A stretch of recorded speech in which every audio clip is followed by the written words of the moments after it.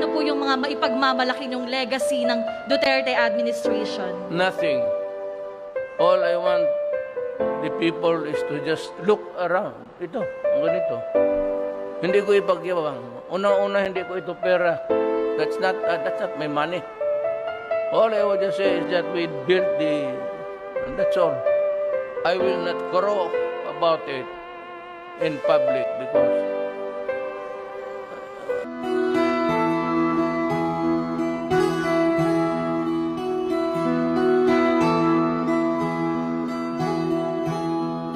ikaw ang pamuno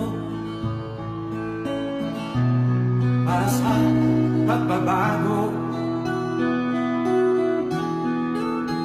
Sawa na ang bayan ko sa magnanakaw na tao.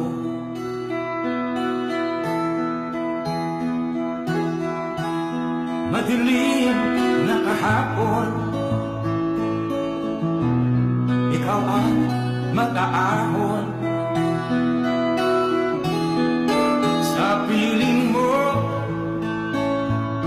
di ko mawawala ang korupsyon.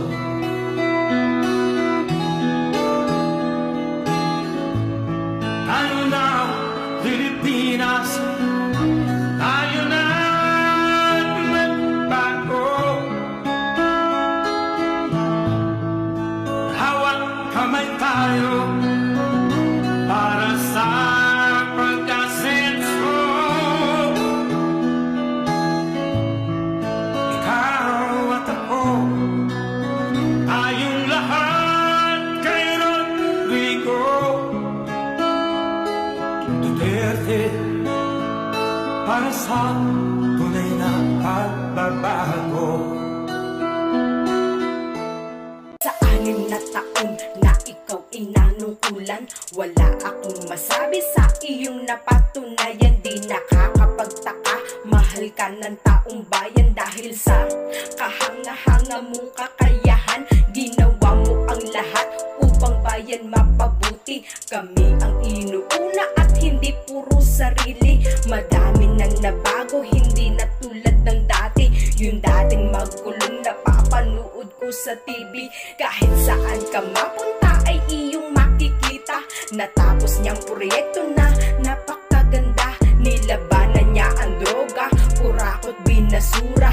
Nilinis niya yung dating tambakan ng basura. Marami pong salamat sa iyong pamamahala. Tatay Digong dapat tawagin na isang dakila. Sa iyong nagawa kami ay iyong napaluha. Binangon mo yung dating lubog na ating bansa. Bansa na Pilipinas, eto na ang simula.